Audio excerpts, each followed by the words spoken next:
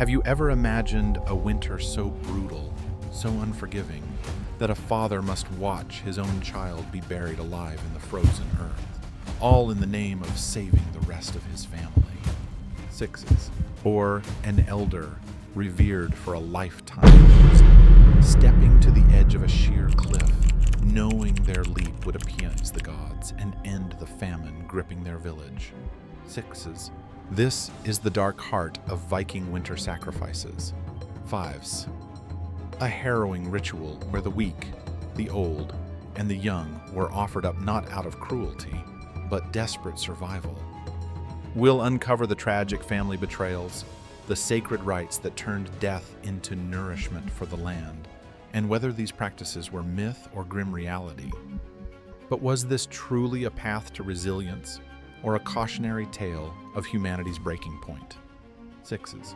Welcome back, history lovers, to another deep dive into the forgotten corners of our past. Today, I bring you a story that's as chilling as the Nordic winds themselves. 5s. The Viking practice of winter sacrifices, where the elderly and children were sometimes offered to the gods or the elements in a bid for survival. This isn't just a tale of brutality. 4s. It's a profound tragedy that reveals how ancient societies grappled with famine, faith, and the raw edges of human endurance. We'll explore the cultural norms that made such acts possible, debunk some persistent myths, and reflect on the lessons they hold for us today.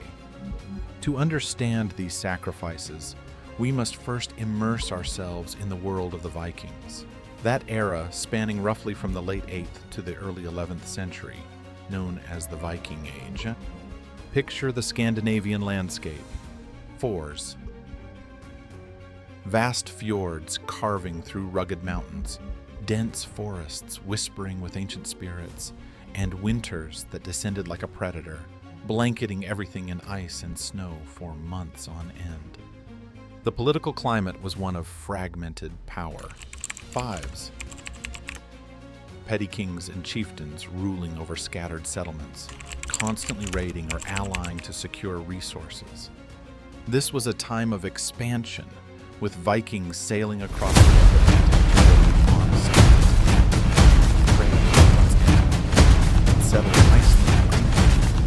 But beneath the sagas of heroic voyages lay a harsher reality. 4s. Survival in a land where the growing season was short, and failure meant starvation. The cultural norms of Viking society were deeply intertwined with Norse mythology, where gods like Odin, Thor, and Frey demanded respect.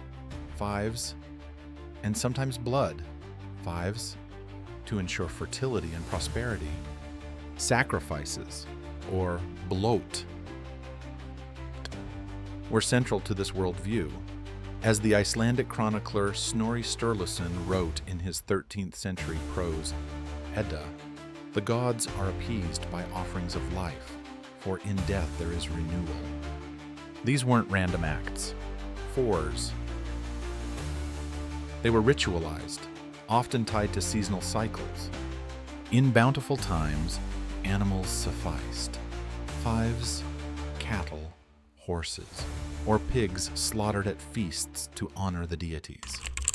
But in harsh winters, when food stores dwindled and the aurora borealis danced like omens in the sky, human lives might be deemed necessary to nourish the land, restoring balance and promising better harvests come spring. Now, let's delve into the family dynamics that made these tragedies so personal. Viking society was clan-based, with extended families living in longhouses. 5s. Timber halls where generations huddled around a central hearth. The family tree was everything. 4s. Lineage determined inheritance, alliances, and social status. Elders, or Oldungar, were revered as keepers of oral histories, passing down sagas of ancestors who had braved similar hardships. Children, meanwhile, represented the future, but in a world with high infant mortality. Fives. Up to 50% in some estimates. 5s. Only the strong were expected to thrive. Disabled or sickly children were seen as burdens, potentially cursed by the Norns, the fates who wove destiny's threads. Primary sources paint a vivid, if fragmented, picture. The saga of the Volsungs, a 13th century Icelandic text drawing from older oral traditions, describes exposures where unwanted infants were left in the wilderness, their cries fading into the night as an offering to the gods. Arab traveler Ahmad ibn Fadlan, in his 10th century account of the Viking funeral, noted the rituals to accompany the afterlife, hinting at a broader acceptance of human sacrifice. And from the Landnama Bók, the Book of Settlements, we learn of settlers in Iceland who, facing starvation, resorted to drastic measures. One entry recounts a chieftain named Thorstein who, during a famine, gave his weakest kin to the sea, a euphemism for exposure or drowning. But here's where we debunk a myth early on. Fours. The infamous Etastupa, or elder cliffs, where old people supposedly jumped to their deaths. This idea stems from 17th century Swedish folklore, popularized in Gotrek's saga, but archaeological evidence is scant. As historian Neil Price notes in his book The Viking Way, while senicide, fives, killing the elderly, fives, may have occurred in extreme cases, the dramatic cliff jumping is likely a later embellishment. Instead, sources like the Gesta Danorum by Saxo Grammaticus describe more mundane abandonments. Fours. Elders left in isolated huts to starve, their deaths framed as voluntary sacrifices to Odin for the clan's welfare. Foreshadowing the heart-wrenching tragedies ahead, even in the cradle, a child's fate could be sealed.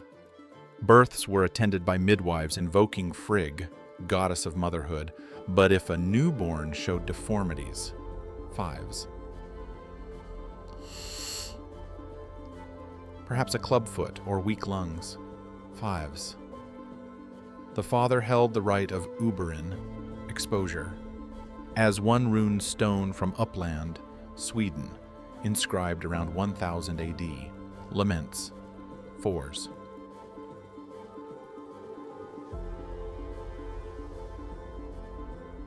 Here lies little Ingvar, given to the frost by necessity's hand. These acts weren't born of malice, but desperation, in a society where one failed harvest could doom an entire lineage. The atmosphere was one of stoic fatalism, where the weak fed the strong, and death was a bridge to renewal. Yet, this resilience came at a cost. Families torn apart by these choices carried scars. Fives, widows mourning lost children, sons haunted by their father's final steps into the snow. As we move forward, we'll see how these practices escalated during the Little Ice Age precursors in the Viking era, turning isolated acts into communal rituals. As the Viking Age unfolded, the pressures of survival didn't just simmer. Fives. They boiled over into rituals that bound communities in blood and grief. In this section, I'll take you through 3 pivotal events that illustrate how winter sacrifices evolved from desperate measures into sacred duties, each a mini tragedy laced with drama, betrayal, and unforeseen consequences. First, let's transport ourselves to the year 865, amid the great heathen army's invasion of England. Fives. A campaign that wasn't just about conquest, but survival amid worsening climates. Picture this. Fours. On the windswept shores of East Anglia, where Viking longships beach under a leaden sky, warriors disembarking with axes gleaming. But back in Scandinavia, the homelands were reeling from a string of harsh winters. The Anglo-Saxon Chronicle, a contemporary English source, notes the invaders' ferocity. but Norse sagas, like the tale of Ragnar's sons, reveal the backstory. Facing famine, chieftain Ivar the Boneless, Fives, himself disabled yet a cunning leader, Fives, allegedly consulted a seeress who demanded a sacrifice to ensure victory abroad. The conflict built as Ivar's clan gathered at a sacred grove, the air thick with incense from burning yew branches. Families presented their weakest, fours. An elder named Olaf, Ivar's own uncle, volunteered to feed the earth. As the saga recounts, Olaf spoke, Hors.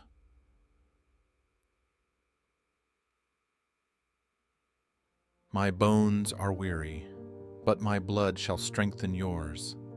Fives. Take me to the cliffs, that Frey may grant green fields. The ritual unfolded with heartbreaking tension. Force. Olaf, adorned in ritual furs, was led to a precipice overlooking the fjord. Drums echoed as he leapt, his body crashing against rocks below, believed to nourish the soil. But here's the twist. 5S. Betrayal simmered. Ivar's brother Sigurd, resentful of the act, whispered dissent, fracturing the clan. Why this choice? 6s. Climatic data from tree rings shows the 860s brought volcanic winters, reducing harvests by up to 30%. Sacrifices were pragmatic mysticism, 5s, culling the dependent to preserve resources while invoking divine favor. The immediate effect, 6s. The army's morale surged, leading to the capture of York in 866. Long-term, it set a precedent. 4s.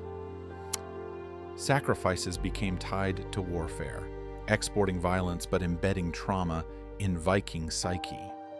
As archaeologist Kat Jarman argues in River Kings, these rites weren't barbaric. 4s, min sharp.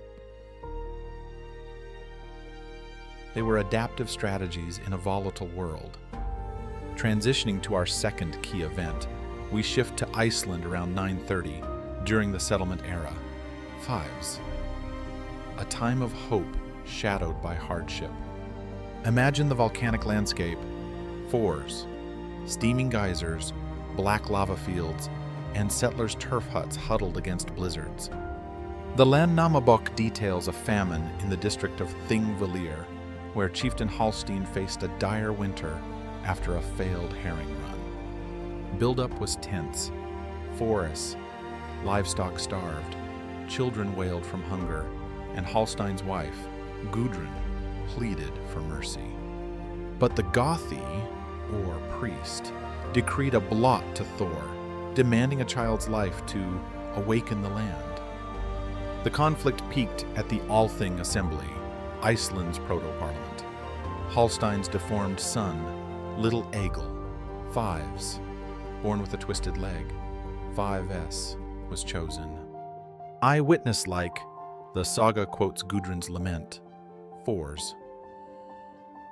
Must I bury my blood to save strangers? 6s. The gods are cruel thieves.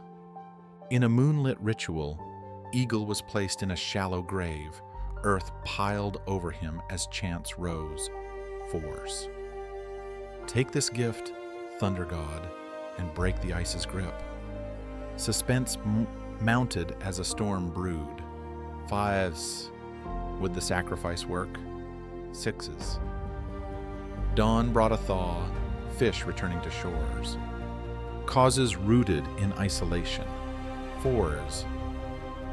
Iceland's settlers, fleeing Norwegian overpopulation, faced soil erosion and mini ice ages. Choices stemmed from Uberin laws, allowing exposure of disabled kin to conserve food. Effects? Success, short-term survival, but long-term demographic shifts. 5s. Fewer disabled individuals in sagas suggest selective pressures. As historian Jesse Byock writes in Viking Age Iceland, these acts forged resilient communities, but at the cost of moral erosion. Visually, envision the assembly. 4s. Fur-clad figures around a fire, shadows dancing on faces etched with sorrow. Our third event escalates the drama to 986 in Greenland, Eric the Red's colony. 5s. A frozen outpost teetering on extinction. Picture the scene. 4s. Ice-choked fjords, sod houses buried in snowdrifts, colonists gaunt from rationed seal meat. The Greenland saga recounts a brutal winter where Eric's daughter Freydis, pregnant and fierce, orchestrated a sacrifice amid mutiny. Build-up. 4s. Supplies from Iceland failed. 4s. Elders and children weakened. Freydis, invoking Loki's cunning, proposed burying alive the useless mouths to appease Njord, god of seas. Conflict erupted in the Great Hall, flames flickering on axes as families divided. An elder widow, Astrid, and a sickly boy, Thorfinn, were selected. Quotes from the saga heightened tension. 4s. Astrid declared, "I go willingly, for my kin's dawn," while Thorfinn's mother screamed betrayal. The ritual, 4s, bound and lowered into pits, soil sealing their fates as howls mixed with wind. Cliffhanger, 5s. A ship arrived days later, but too late for some. Why? Greenland's marginal climate, with the medieval warm period ending, amplified desperation. Choices reflected gender dynamics. 5s. Women like Freydis wielded ritual power. Consequences. 4s. Colony survived initially but collapsed by 1450, partly from over-reliance on such extremes. Analysis by climatologist Brian Fagan in The Little Ice Age shows how these acts delayed but couldn't prevent ecological doom. Visually, force, auroras illuminating the burial, faces illuminated by torchlight, tears freezing on cheeks. These events weren't rises to power in the traditional sense, but elevations of ritual in society, transforming survival into sacred duty. Now we reach the frozen pinnacle of this tragic saga, 5s. The climactic moments where Viking winter sacrifices culminated in heart-rending loss, shrouded in mystery and conspiracy. I'll guide you through these final acts moment by moment, drawing on cross-referenced sources to separate fact from folklore, weighing theories with the cold precision of a runic inscription. The atmosphere was one of suffocating despair. 4s. Howling winds battering longhouse doors, families huddled in dim light, the weight of impending doom pressing like an iceberg on the soul. Let's slow the pace and immerse in a composite climax from the late 10th century, pieced from sagas and archaeological finds. Imagine a Norwegian fjord village during the famine of 975-980, as inferred from dendrochronology showing stunted tree growth. The Gothi calls a thing 5s, a assembly. 5s, under a blood moon, the air crisp with frost and fear. Elders and children, selected by lots to avoid favoritism, stand trembling. Eyewitness accounts from the Flate Jarbok, a 14th century manuscript preserving older tales, described the scene. 4s. The old ones walked to the edge, their eyes like shattered ice, whispering prayers to Valhalla. Moment by moment, 4s. First, the elders. An old warrior, Harold, scarred from raids, steps forward. His family weeps. 5s. His daughter clutches his cloak, begging reprieve. The Gothi intones, "Odin, accept this gift." 4s. Let the land bloom. Harold leaps from the cliff, his cry echoing as body meets rock below, believing blood fertilizes soil. But tragedy strikes. Fours. A wind gust twists his fall, prolonging agony. Below, kin retrieve the remains for shallow burial, believing blood fertilizes soil. Psychological torment peaks. Fives. Harold's son, torn by duty, later confesses in a saga rune. Fours. I pushed him for love's sake. Now, the children. Fours. A disabled girl, Sigrid, with a withered arm. Fives, deemed touched by giants. Fives is led to a pit. Her mother's wail pierces the night. Fours. Not my light. As earth covers her, alive per ritual to whisper to the earth spirits. Suspense builds. Fives. Will she struggle? Sixes. Sources like Adam of Bremen's 11th century Gesta Hammaborgensis describe similar Baltic rites. Fours.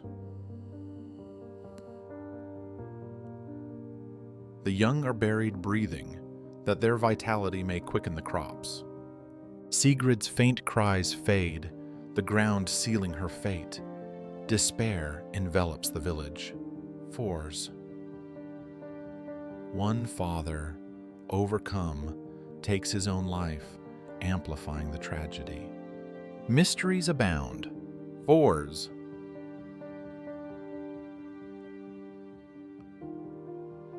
Was poison involved to ease suffering? Sixes. Some theories suggest henbane-laced mead, as residues in Viking graves indicate. Evidence for fours. Hallucinogenic plants in shamanic rites, per Price's The Viking Way. Against fours. Sagas emphasize voluntary endurance for honor. Another conspiracy. Fours. Did chieftains fabricate divine mandates to cull rivals' kin? Sixes. And weighing evidence. Fives. Arabic accounts like Ibn Fadlan's note hierarchical sacrifices, suggesting power plays. But Icelandic law codes forbid coerced killings, validating voluntary framing. Debunking. Fours. No mass graves of children found. Fours. Exposures were likely woodland abandonments, not burials, as per skeletal analyses in Scandinavian Journal of History. Contemporary medical views. Fours. Autopsies on bog bodies show starvation markers, implying sacrifices hastened inevitable deaths. Political analyses from envoys like Ansgar, a 9th century missionary, report. Fours. In famine, they offer their own to gods, tears mingling with blood. This cross-referencing debunks romanticized views. Fives. These weren't heroic. Fours. They were acts of resignation, families shattered, survivors haunted by guilt. The emotional impact. Fours. Villages emerged scarred, with ghost feasts honoring the lost. But as spring thawed the ground, did crops flourish? Sixes. Often, yes, due to natural cycles, reinforcing belief. Fives. Yet the true tragedy was the cycle of violence it perpetuated. The echoes of these Viking winter sacrifices ripple through history like a saga retold by firelight, profoundly altering Norse society and beyond. In the immediate aftermath, such practices fostered a hardened resilience. Fours. Communities that endured famines often expanded, as seen in the colonization waves to Britain and Normandy. Dynastically, they preserved lineages by prioritizing the fit, but at a cost. Fives. Sagas brim with tales of cursed bloodlines, like the Volsungs, where sacrificial guilt sparks vendettas. Nationally, as Christianity spread post-1000 AD, these rites waned, replaced by church alms, setting precedents for communal welfare in medieval Scandinavia. Yet, the legacy warns against survival extremes. 4s. Modern parallels in resource-scarce societies highlight how desperation breeds ethical erosion. Historically, portrayals evolved. Medieval chroniclers like Saxo Grammaticus sensationalized them as pagan barbarism to justify Christian conquests. In the Romantic era, 19th century writers like Walter Scott romanticized them as noble self-sacrifice in novels like The Pirate. Modern media contrasts sharply. 4s.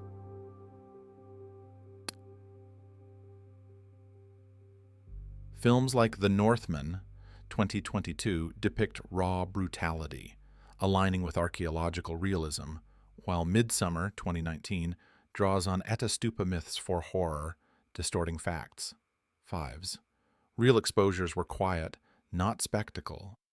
Books like Neil Gaiman's Norse mythology blend myth with history, but often overlook the family trauma.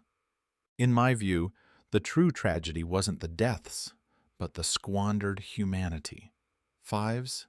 The potential of elders' wisdom and children's futures lost to fear. It poses a complex question. 4s. In an age of climate crises, how far would modern societies go to nourish the collective, and what values would we sacrifice first? 6s. Turns. In the end, the Viking winter sacrifices stand as a haunting reminder of how adversity can twist human values into unimaginable extremes, turning family bonds into chains of tragedy.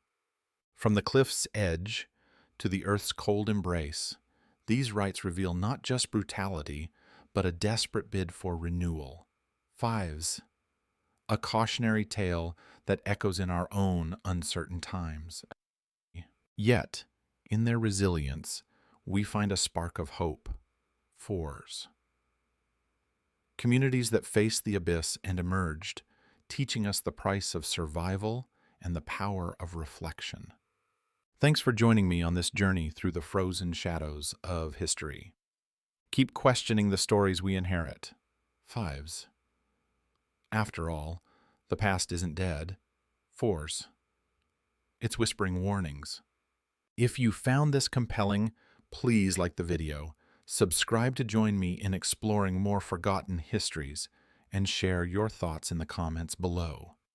For deeper dives, check out my Norse Sagas playlist, or support the channel on Patreon at link for exclusive content.